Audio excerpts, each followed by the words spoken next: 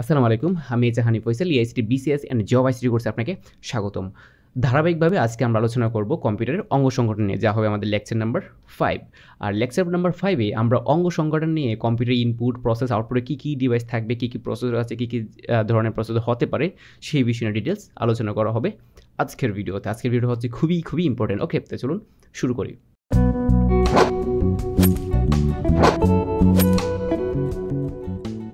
তো প্রথম প্রশ্ন, কম্পিউটার সংগঠন কি? কম্পিউটারকে কাজের উপযোগী করার জন্য প্রয়োজনীয় যন্ত্রাংশগুলোকে সঠিকভাবে স্থাপন করতে হয় এবং যন্ত্রাংশগুলোর মধ্যে পারস্পরিক সম্পর্ক স্থাপন করতে হয়। প্রয়োজনীয় যন্ত্রপাতিগুলো যথাযথভাবে অবস্থানে স্থাপন ও যন্ত্রাংশগুলোর মধ্যে পারস্পরিক সংযোগ স্থাপন করা কি কম্পিউটারের সংগঠন বলে। মানে অ্যাকচুয়ালি কানেকশনটাকে আমরা কি বলতেছি? কম্পিউটারের সংগঠন বলছি। যাকে যে জায়গায় রাখা দরকার তাকে সেই জায়গায়, যাকে যার পরে রাখা দরকার তাকে সেই সিচুয়েশনে বা সেই সিকোয়েন্সিয়াল রাখাটাকে বলা হচ্ছে কম্পিউটারের সংগঠন। কম্পিউটার সংগঠন কত প্রকার? কম্পিউটার সংগঠন প্রধানত দুভাগে ভাগ করা যায়। একটা হলো কম্পিউটারের হার্ডওয়্যার, আর দুইটা হলো কম্পিউটার সফটওয়্যার। তো কম্পিউটার হার্ডওয়্যার অপশন থাকবে, একটা কম্পিউটার সফটওয়্যার অপশন থাকবে। তাহলে কম্পিউটার কয়টা ভাগে বিভক্ত? দুইটা, একটা সফটওয়্যার এবং একটা হার্ডওয়্যার। তো কম্পিউটার হার্ডওয়্যার কি? কম্পিউটারের যে সমস্ত অংশগুলি আমরা শুনতে এবং তাদের স্পর্শ করতে পারি তাদেরকে কম্পিউটার হার্ডওয়্যার বলে। Computer mouse, keyboard, printer, CPU, বিভিন্ন ধরনের পার্ট, যে সমস্ত কিছু কম্পিউটার হার্ডওয়্যার উদাহরণ। সুতরাং কম্পিউটার যে সমস্ত ফিজিক্যাল অংশগুলি আমরা চোখে দেখতে পাই এবং স্পর্শ করতে পারি সেগুলো কি নর্মালি হার্ডওয়্যার। তো কম্পিউটার হার্ডওয়্যার কোনো ক্লাসিফিকেশন আছে? হ্যাঁ, কম্পিউটার হার্ডওয়্যারের প্রকারভেদ আছে। কম্পিউটার হার্ডওয়্যারকে 3 ভাগে ভাগ করা যায়: input unit, central processing, output unit. Okay, তো তিনটা এটা হচ্ছে ইনপুটে থাকবে, সেন্ট্রাল প্রসেসিংয়ে থাকবে এবং আউটপুটে। তো ইনপুটে কী থাকে? ইনপুটে থাকবে keyboard, mouse, scanner, light pen, graphics tablet, optical mark reader, touch screen, tablet. এগুলো হতে পারে কি ইনপুটে, মানে ইনপুট দেওয়ার জন্য যেগুলো ইউজ করা যেতে পারে। ওকে, তারপর সেন্ট্রাল প্রসেসিং, যেগুলো একবার কম্পিউটার ভেতরে থাকে, ধরো RAM, hard disk, motherboard, microprocessor, sound card, CD, DVD, তার রোম, ভিজিএ কেবল, তারপরে এজিপি কার্ড, এই সবগুলো কি সেন্ট্রাল প্রসেসিংয়ে থাকে, যেগুলো মাদারবোর্ডের সাথে ডিরেক্টলি কানেক্টেড। ওকে, তারপর হলো আউটপুট ইউনিট কি? আউটপুট ইউনিটে থাকবে যেমন যেগুলোতে আমরা কোনো কিছু ইনপুট দিলে বের হয়ে আসে, যেমন মনিটর আমরা কিছু দেখতে পাই, তারপর প্রিন্টার, তারপর প্রজেক্টর, স্পিকার, এগুলো হলো কি আমাদের আউটপুট ইউনিট। ওকে, এখন প্রশ্ন যে মাইক্রো প্রসেসর সংগঠন অনুযায়ী 3 ভাগে ভাগ করা যায়। মাইক্রো প্রসেসর যেহেতু বলে ফেলছি, তার মাইক্রো প্রসেসরও কিন্তু আবার কাহিনী আছে। কাহিনী কি দেখো, মানে মাইক্রো প্রসেসরের ভেতরে শাখা আছে, আবার নিয়ন্ত্রণ শাখা, যারা কি করে সবকিছু নিয়ন্ত্রণ করে। একটা হলো প্রাথমিক সংরক্ষণ ইউনিট, যারা সংরক্ষণের জন্য কাজ করে। একটা হলো কি পাটিগণিত যুক্তি সংক্রান্ত শাখা। আপনারা ভালো করেই জানেন, এই বিষয়ে আমরা আরও আগে বলেছি ইন্টেল কর্পোরেশন নিয়ে। ওকে, তারপর কি প্রাথমিক সংরক্ষণ শাখা। প্রাথমিক সংরক্ষণ শাখা কোনটা? আমরা জানি কম্পিউটার কোনো ডাটা দিলে তারপর তার যে জায়গায় রাখা হয় তাকে কি তার প্রাথমিক সংরক্ষণ শাখা। ওকে, তারপর কম্পিউটার স্মৃতিকে 2 ভাগে ভাগ করা যায়। আবার স্মৃতি আবার 2 প্রকার, যে মেমোরি থাকবে, মেমোরি আবার 2 প্রকার মেমোরি হয়ে থাকে। একটা হলো মূল স্মৃতি বা মূল মেমোরি, বাংলা হবে হলো স্মৃতি বলতে আছে। একটা হলো প্রাইমারি মেমোরি, একটা হচ্ছে মূল মেমোরি, একটা হলো কি সংরক্ষিত মেমোরি। ওকে, আবার মূল মেমোরি বা মূল স্মৃতিকে আবার 2 ধরনের হতে পারে। মেইন যে মেমোরিটা, এটা কি আবার 2 ধরনের হতে পারে। একটা হলো রিড অনলি মেমোরি, আর একটা হলো অবাধ ব্যবহারযোগ্য স্মৃতি বা র্যান্ডম অ্যাক্সেস মেমোরি। একটা হলো রিড অনলি মেমোরি। দেখো, মূল মেমোরি এইটা আবার 2 প্রকার। একটা হলো অনলি রিড অনলি, আর হলো কি র্যান্ডম অ্যাক্সেস মেমোরি। একটা হলো কি রম, আর একটা হলো কি র্যাম। ওকে, আমরা জানি রোম এবং র্যাম। তো রম কি? দেখুন প্রশ্ন, রম হলো রমের পর রিড অনলি মেমোরি। পরীক্ষার প্রশ্ন করে যে রম কি রিড অনলি মেমোরি, এটা কি প্রাইমারি মেমোরি নাকি সেকেন্ডারি মেমোরি? এটা কি প্রাইমারি মেমোরি। ওকে, এই মেমোরি স্থায়ীভাবে ডেটা সঞ্চয় করতে সক্ষম এবং এটি একটি অউদায়ী বা নন ভোলাটাইল মেমোরি, যার অর্থ পাওয়ার বন্ধ হয়ে গেলেও এর ডেটা কখনোই ধ্বংস বা মুছে যায় না। ঠিক আছে, রুম একটি প্রোগ্রামেবল চিপ, কারণ এতে কম্পিউটার চালু করার সময় সবচেয়ে প্রয়োজনীয় নির্দেশাবলী কি তারা এখানে সংরক্ষণ করা হয়, রুম। ওকে, আর এখানে যেটা প্রশ্ন ছিল হচ্ছে রোম কি একটি অউদায়ী বা নন ভোলাটাইল। এটা কিন্তু অনেক ইম্পর্টেন্ট, বিষয়টা মাথায় রাখতে হবে যে কোনটা উদায়ী, কোনটা অউদায়ী বা নন ভোলাটাইল। তো নন ভোলাটাইল হলো যারা কম্পিউটার অফ করার সাথে হাওয়া, তারা হচ্ছে ভোলাটাইল, যেমন র্যাম। আর যারা কম্পিউটার অফ করলে কি হাওয়া হয় না সহজে, তারা হলো কি রোম অথবা হার্ড ডিস্ক টাইপ। ওকে, তো র্যাম কি? র্যাম হলো র্যান্ডম অ্যাক্সেস মেমোরি, মানে কম্পিউটারের প্রসেসর র্যামের যে কোনো জায়গা থেকে সরাসরি তথ্য সংগ্রহ করে কাজ করতে পারে বলে একই র্যান্ডম অ্যাক্সেস মেমোরি বলা হয়। ক্লিয়ার?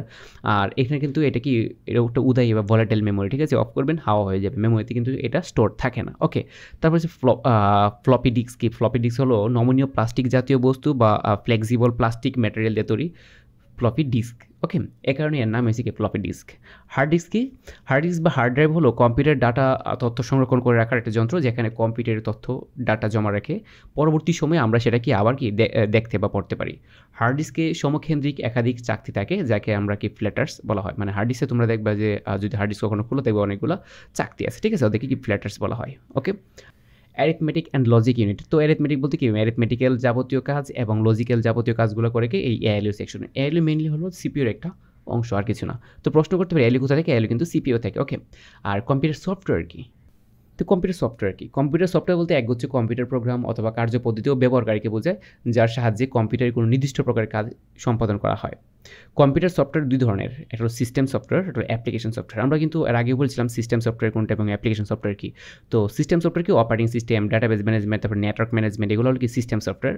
আর অ্যাপ্লিকেশন সফটওয়্যার কি, অ্যাপ্লিকেশন সফটওয়্যারগুলো হলো ব্যবহারকারী সমস্যা সমাধানের জন্য ব্যবহার করে। যেমন তুমি একটা সফটওয়্যার ইউজ করলে, যেমন অ্যাপ্লিকেশন সফটওয়্যার হতে পারে যে এই ব্রাউজার হতে পারে, তারপর হলো যে ওই আমরা যদি কোনো ক্যালকুলেটর ইউজ করি, ক্যালকুলেটর আলাদা সফটওয়্যার থাকতে পারে, কিন্তু অনেক সফটওয়্যার আছে মোবাইলে, অহরহ computer software, Adobe, Illustrator software, অনেক ধরনের অ্যাপ্লিকেশন সফটওয়্যার রয়েছে। ওকে, তারপর আর কিছু প্রোগ্রাম থাকে যেমন ইউটিলিটি প্রোগ্রাম। ইউটিলিটি প্রোগ্রাম কি, অ্যান্টিভাইরাস সফটওয়্যার, এগুলো ইউটিলিটি প্রোগ্রাম। তারপর হলো sort merge program, file handler, তারপর ডিফ্র্যাগমেন্টেশন, তারপর লিঙ্কার প্রোগ্রাম, লাইব্রেরি প্রোগ্রাম, ইত্যাদি হলো কি ইউটিলিটি প্রোগ্রাম। সো এই বিষয়ে আমরা পরবর্তী কোনো ডিটেলস কথা বলবো। ওকে, তো কম্পিউটার সফটওয়্যার সম্পর্কে কিছু তথ্য অবশ্যই মাথায় রাখতে হবে। যেমন আধুনিক কম্পিউটার ব্যবহৃত সিস্টেম সফটওয়্যার হচ্ছে অপারেটিং সিস্টেম, ডিভাইস ড্রাইভার বা ইউটিলিটি প্রোগ্রাম ইত্যাদি।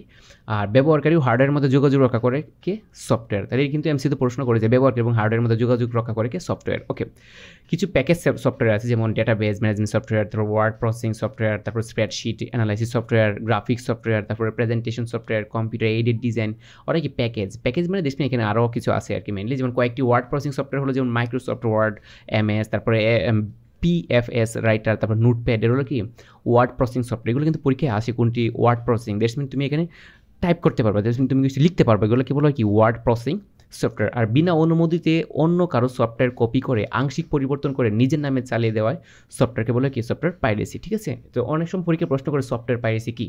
ঠিক, তো কী বিষয় এখানে মনে রাখা জরুরি। এক হলো কম্পিউটার হার্ডওয়্যার প্রধানত 3 ভাগে ভাগ করা যায়, ইনপুট, প্রসেসিং, তারপর কি আউটপুট। ওকে, এটা ভালো করে মাথায় রাখতে হবে। তারপর সিপিইউর কী অন্তর্ভুক্ত থাকে এটা আমরা জানি। 4 বিট বিশিষ্ট মাইক্রোপ্রসেসর হচ্ছে 40044040। আর 8 বিট বিশিষ্ট মাইক্রোপ্রসেসর এখানে অনেকগুলো আছে, কিন্তু কোনটা মাথায় রাখতে হবে দুইটা, একটা হলো 8008 আর একটা হলো কি 8080। ইন্টেল 8080 কিন্তু এটা 8 বিটের। আর 16 বিটের জন্য মাথায় রাখতে হবে কি ইন্টেল 6800 এবং ইন্টেল 8086, এই যে দুইটা, ইন্টেল 6800 এবং ইন্টেল 8086 হলো 16 বিটের। 32 বিটের মাইক্রোপ্রসেসর কোনটা, 32 বিট এখানে কিন্তু একটু বেশি থাকে, এটা নর্মালি পরীক্ষা খুব একটা আসে না। আর বাকি যেগুলো আছে যেমন কোরাই 3, কোরাই 5, কোরাই 7, এগুলো কি 16 বিটের মাইক্রোপ্রসেসর। ওকে, তো কী টাইপের প্রশ্ন হতে পারে অ্যাকচুয়ালি পরীক্ষা কীভাবে প্রশ্ন হয়, যেমন র্যামের পুনরূপ কি, র্যান্ডম অ্যাক্সেস মেমোরি, এগুলো পরীক্ষায় প্রশ্ন আসে কিন্তু অহরহ প্রশ্ন। এএলইউ এর পুনরূপ কি, এএলইউ এর পুনরূপ কি, arithmetic logic unit. ALU store the computer result immediately in, মানে এএলইউ কোথায় এগুলো স্টোর করে, অ্যাকিউমুলেটর কী করে এই কাজগুলো সম্পন্ন করে থাকে। ওকে, অ্যাকিউমুলেটরে এএলইউ কাজ সম্পন্ন করা হয়। কাকে কম্পিউটার মস্তিষ্ক বলা হয়, মাইক্রোপ্রসেসরকে। ওকে, তারপরে সিস্টেম বাস কয় ধরনের হয়ে থাকে, 5 ধরনের। বাস নিয়ে আমরা কথা বলি না, বাস নিয়ে আমরা আলাদা কোনো একটা ভিডিওতে ডিটেলস কথা বলবো। ওকে, আর কম্পিউটার সিপিইউ এর কোন অংশ গাণিতিক সিদ্ধান্ত গ্রহণে কাজ করে, গাণিতিক সিদ্ধান্ত মানে এএলইউ মানে অ্যারিথমেটিক লজিক ইউনিট। ঠিক আছে, সো আজকের ভিডিও এই পর্যন্তই, দেখা হচ্ছে নেক্সট কোনো ভিডিওতে। সেই পর্যন্ত ভালো থাকুন, সুস্থ থাকুন, আল্লাহ হাফেজ।